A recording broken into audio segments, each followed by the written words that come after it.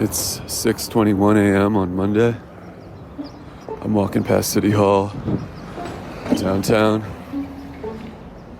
just a couple blocks away from the courthouse where openings are going to begin today and Trump's trial.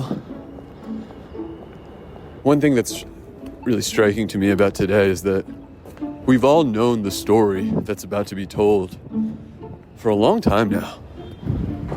And I can tell you it gets a little dull writing the words stemming from a hush money payment to a porn star in each story. Stemming from a hush money payment to a porn star. But now it's really happening. This is a case, a criminal case against Donald Trump. And today it's going to be presented to a jury. It's gone from story to reality.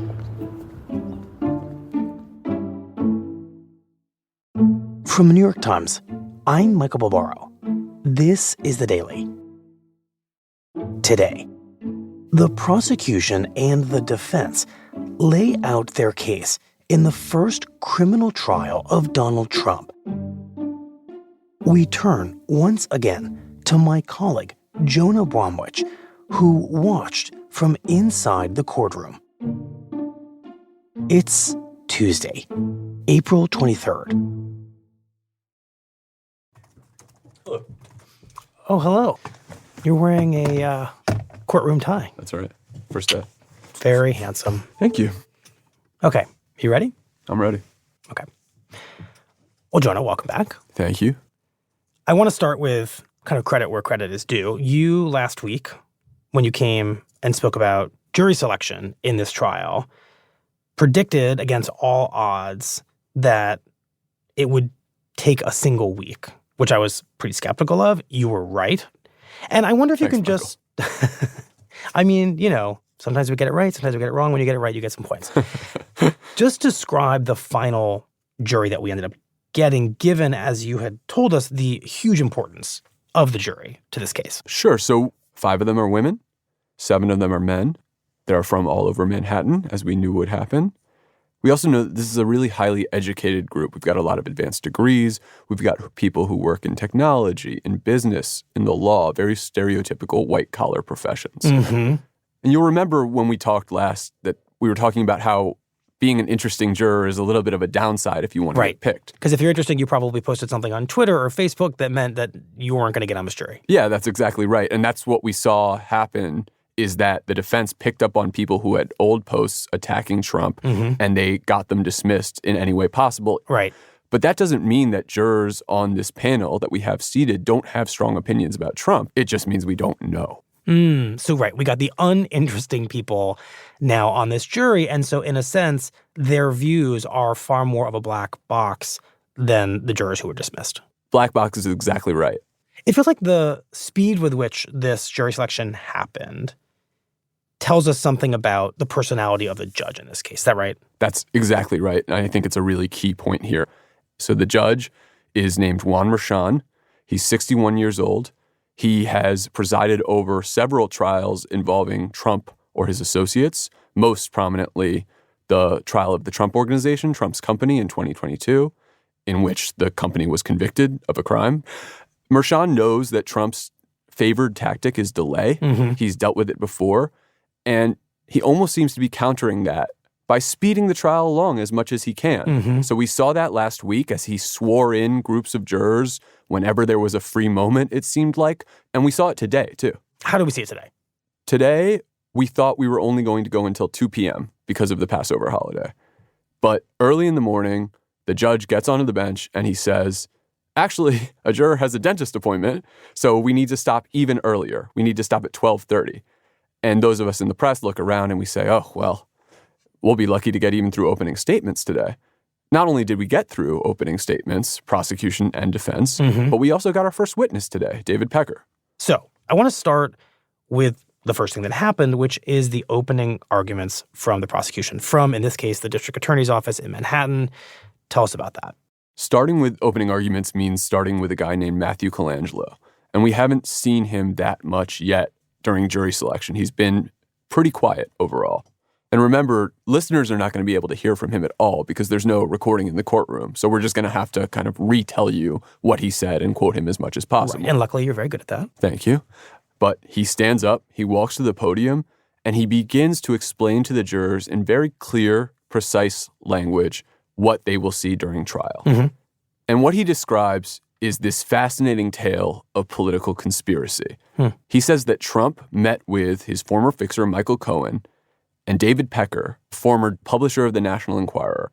And the three came to an agreement, a conspiratorial agreement, Colangelo says, to promote positive stories about Trump and, more importantly, suppress negative ones. And so then Colangelo begins to talk about some of those stories. Such as what? So there are three stories at issue here. The first is from a former doorman at a Trump org building who was seeking to sell a story of Trump allegedly fathering a child out of wedlock. Which turns out not to be true. Yes, that one is not true. But nonetheless, the National Enquirer, to use a phrase that people have been familiar with for a while now, they caught and they killed that story. Mm-hmm. They took that story, which was available for sale, and they made sure that no one would hear about it. By which we mean they paid somebody to give them the story that they then never ran. That's exactly right. The second of these transactions involves a woman named Karen McDougal, and she was selling a story of an affair with Trump. So again, the National Enquirer stepped in. They bought the story. The story never saw the light of day. And then finally, Colangelo describes something that's become very familiar to us, which is the hush money payment to Stormy Daniels, who also had a story to sell about having had sex with Trump. But in this case, there's a wrinkle. The National Enquirer had an awful lot of trouble getting paid back for the Karen McDougal payment. Paid back by? Paid back by the Trump camp. They expected the Trump camp to basically reimburse them for the catch and kill. That's right. So when they had trouble getting paid, it increased their reluctance to get involved in yet another one of these catch and kill stories. And so when Stormy Daniels comes through with her story of having had sex with Trump, Michael Cohen himself, Trump's fixer, ultimately, after hemming and hawing a bit, goes and pays her himself. And then, importantly, Trump pays him back from the White House. And prosecutors say that Trump disguises those payments. There's 34 records of payments. And instead of saying these are payments for a hush money to Stormy Daniels, they say legal services. These were for legal services because we have Michael Cohen. He's a lawyer. He's working for Trump. And that's what he's getting paid for.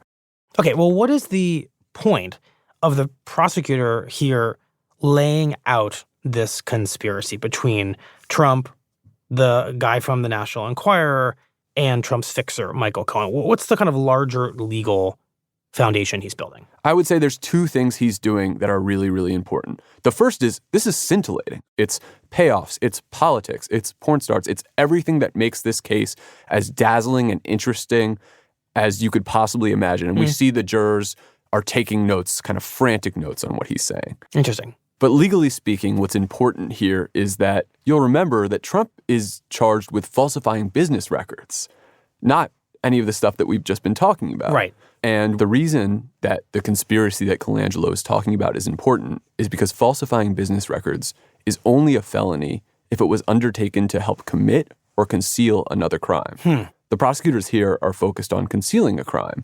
And for months and months, we've been asking, well, what crime was concealed here? Today, we get our specific answer.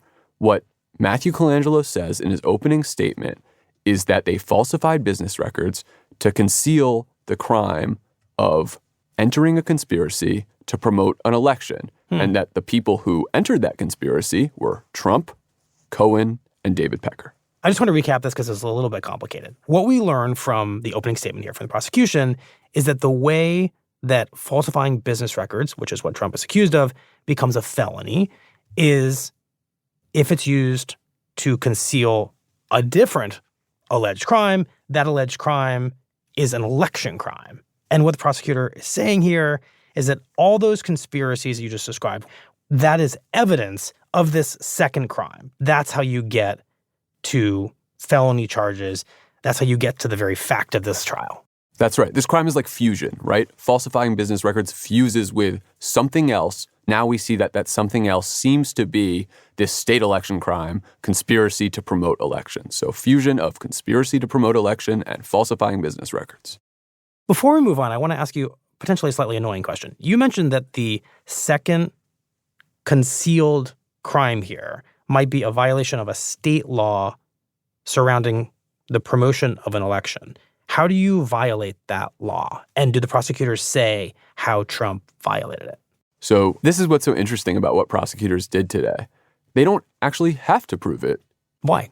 They've gotten to the stage of their case where it's just baked into the charges. They are felony charges. And so all they have to do to win is to convince the jury that their story makes sense and that Trump falsified business records. Mm-hmm. And so on the front end, if they show you that he was trying to win the election by suppressing these stories, then on the back end, once they show you the records being disguised, they say that the jury will be persuaded of why they said he did it. Okay, now that complicated legal business is squared away, what else should we know about the prosecutor's opening statement? Colangelo then just walks the jurors through each witness they're going to hear from and how it builds back into the case they're trying to make. Got it. One of those witnesses is Michael Cohen, of course, who was a prominent member of what prosecutors said was a conspiracy. And one of the things that Colangelo does is he kind of cleans up for the prosecution what Cohen is going to be like. What do you mean? He says that you can expect that the defense lawyers will say Cohen is not credible and that he can't be trusted because he's this guy who's been convicted of federal crimes. Which is true. Who's changed his story many, many times. And what Colangelo says is, look, this is a guy who worked with Trump. And his story makes sense when, as a whole, you look at how Trump operated. He needed someone like this to go around and fix his problems. And so Cohen is, in fact, regardless of what the defense might say about his credibility, the exact type of person you'd expect to see in Trump's orbit. And he says that Cohen, by telling the truth now, when he used to work for Trump and tell lies, is redeeming himself, in a way that the defendant has not. I'm curious if you think this tactic seemed to kind of work in the moment, in the room, to try to preemptively defend against the attacks the prosecution expects will be leveled against a star witness, Michael Cohen. It's a pretty common tactic, so I think there's a reason prosecutors do it. And prosecutors have a really difficult task with Cohen. They have to make him look like a criminal too, but they also need him to testify for them.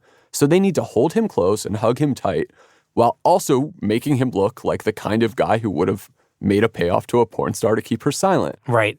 All of this suggests that prosecutors are going to be very reliant on Michael Cohen and his testimony.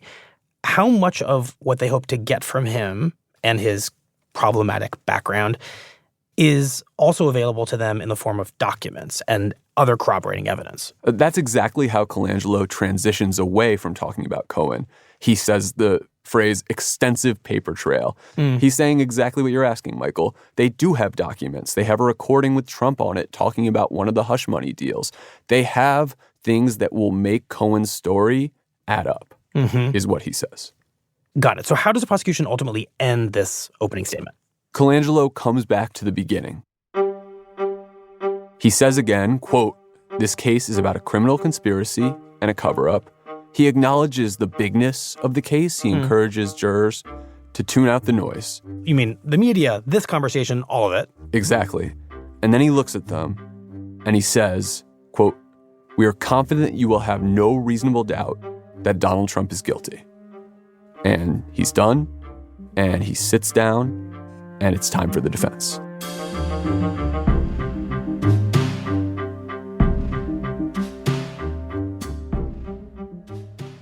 We'll be right back.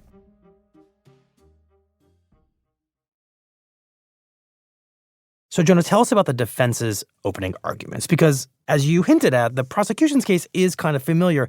The defense's arguments all feel much more novel. The defense's opening statement is delivered by Todd Blanche, who's defending Trump not only in this criminal matter, but in some of the other ones too. He's a former federal prosecutor, and he gets up to the podium. You'll remember that we said that the last words that Colangelo spoke were, "Donald Trump is guilty." Well, Blanche's first words are, President Trump is innocent. So what is Blanche's central defense? I think the defense opening statement can be split into two separate parts. Okay. The first is, no crime here. There's nothing to see. They say that a candidate trying to promote himself to win a presidential election is not a crime, and that everything Trump did that prosecutors have just described, the conspiracy, exactly, is part of the normal course of running for office. One meets with publishers. One promotes stories about oneself. One perhaps tries to put out opposition research to promote negative stories about one's opponent. This is standard practice, the defense says, for a presidential candidate. Okay, here, I just want to point out that it does not seem to be, traditionally speaking, normal standard practice to try to catch and kill and potentially even reimburse a media company for a catch and kill when it comes to the story of a sexual affair, right? I mean, I think we should just be clear about that. Yeah, I nodded frantically while you said that because you're 100% right. This is an unusual situation for a presidential candidate. What does the defense lawyer have to say about this concept that what Trump was doing was trying to essentially keep essential information from the public, paying off people to deny voters essential information?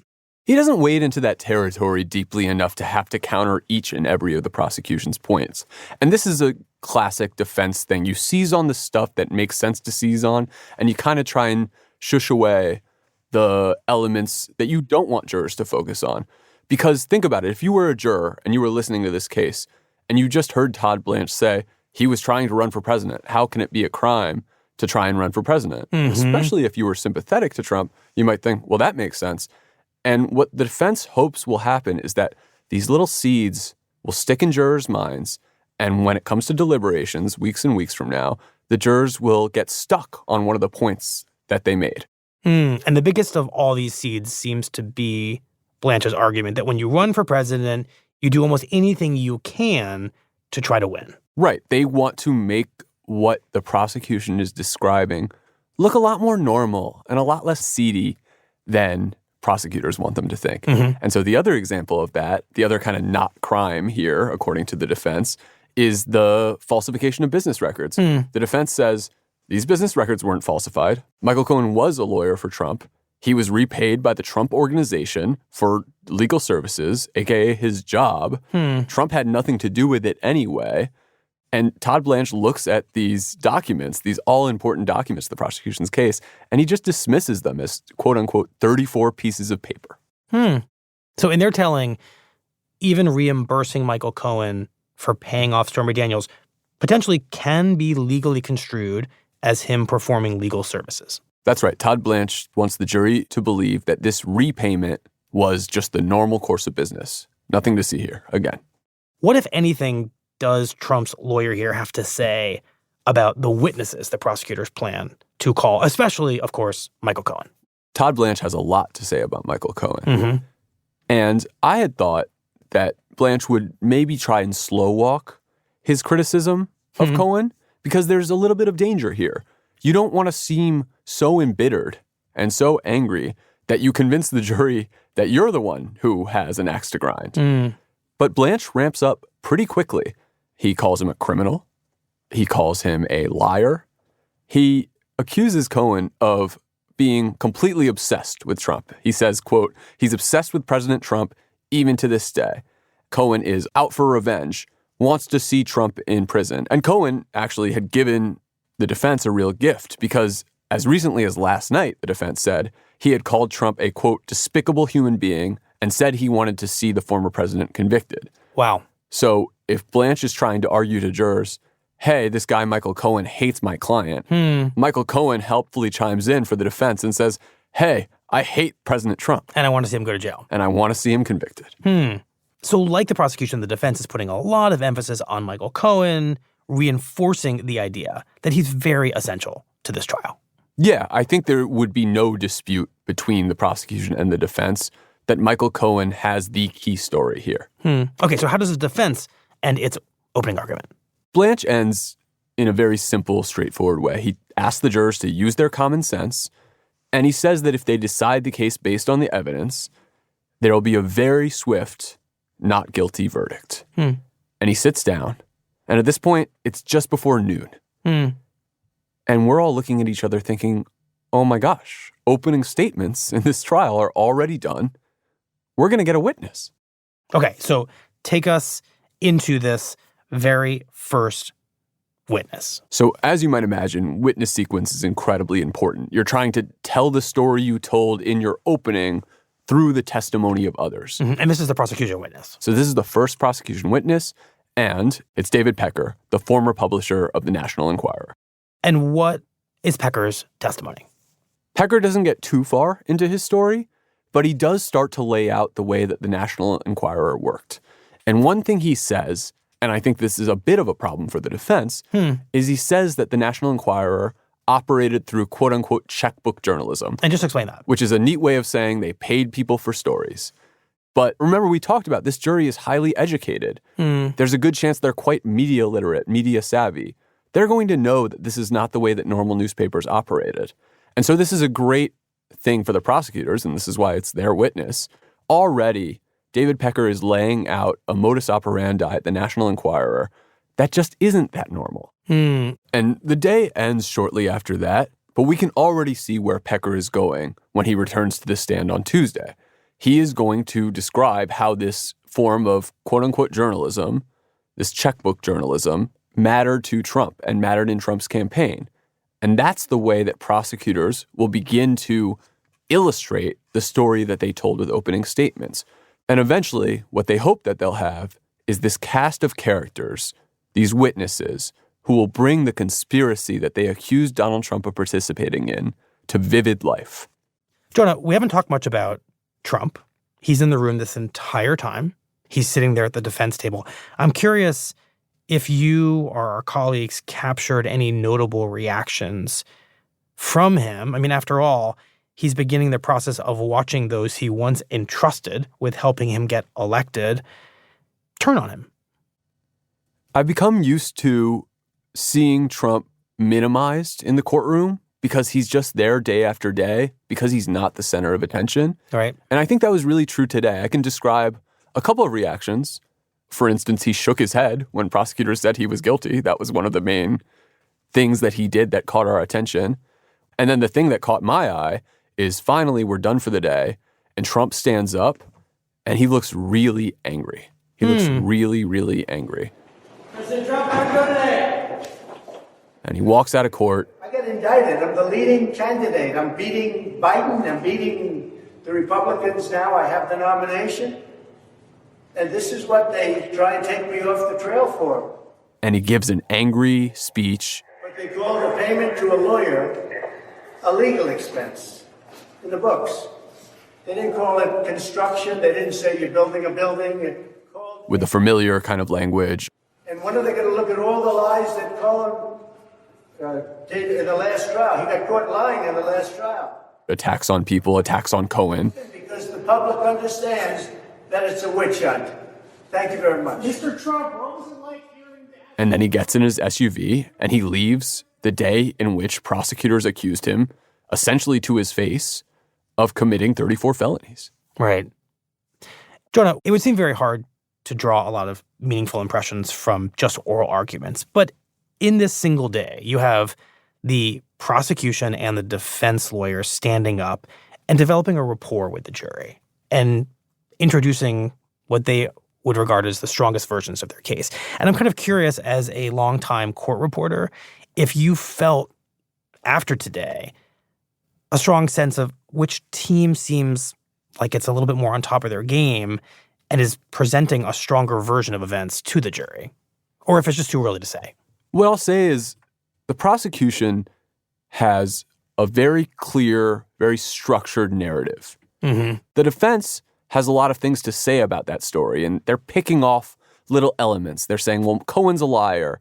Stormy Daniels is an opportunist. And by the way, there's no crime here. There's no crime in terms of trying to win the election. There's no crime in terms of falsifying any documents. So those kind of individual blows that they're trying to land, one of them could work, or many of them could work. What the defense didn't seem to have today was an alternative narrative. And so, of course, their burdens are different. The defense is just trying to cede reasonable doubt. The prosecution has to prove their case. But the prosecution is telling a story and the defense is saying that story's not quite right. Mm-hmm. The defense is not necessarily telling a competing story. Got it. I wanted to just end, Jonah, with a reminder of the stakes of this case, which I think tend to get lost in the day-to-day coverage of it. There are, as we've been talking about, 34 felony charges. And this is the first criminal case to go to trial before the election, and we think perhaps the only criminal case to go to trial before the election. If Trump wins this case, it's quite clearly a huge vindication for him, Mm-hmm. and he can go around saying as much. If he loses, what are the actual legal consequences? So the legal consequences, those are easy to talk about. It's an indeterminate prison sentence, but we know it could be up to 4 years. Right. But the political consequences, which I think are of great interest to a lot of people, are very, very difficult to talk about. When Trump was indicted, his poll numbers actually went up. Right, and this was the first indictment. That's right. And so there's no clear indication that being convicted here would necessarily hurt him politically. I think a lot of people who dislike Trump were hoping that these criminal cases would just kind of take him out of the picture. But we don't know that that's going to happen. And so even as we start to get into the heart of this case and to hear the evidence and hear the testimony and to see what the jurors are seeing and try and predict whether Trump is going to be found guilty or not guilty, we still have no idea what a conviction would actually mean or how it would affect the election.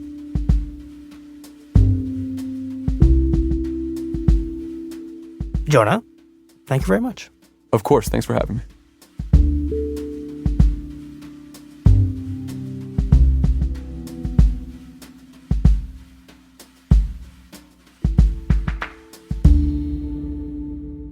We'll be right back.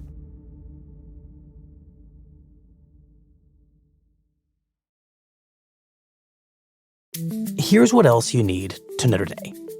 During oral arguments on Monday, a majority of the Supreme Court appeared ready to uphold a series of local laws that allowed Grants Pass, a small city in Oregon, to ban homeless people from sleeping in public spaces. The case, which was covered on Friday's episode of The Daily, has sweeping implications for how the entire country deals with the growing crisis of homelessness.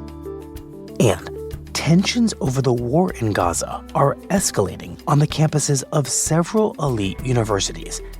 At Yale and New York University, police on Monday arrested dozens of protesters who defied orders to disperse. At Harvard, administrators said they plan to close Harvard Yard to avoid unauthorized demonstrations. And at Columbia, where protesters have set up a large encampment, the university's president faced calls to resign from all 10 House Republicans from the state of New York. In a letter, the Republicans wrote, quote, "Anarchy has engulfed the campus." Today's episode was produced by Will Reed, Astha Chaturvedi, and Mooj Zaidi. It was edited by Lexi Diao, with help from Paige Cowan. Contains original music by Dan Powell, Marian Lozano, and Brad Fisher, and was engineered by Chris Wood. Our theme music is by Jim Brunberg and Ben Landsverk of Wonderly.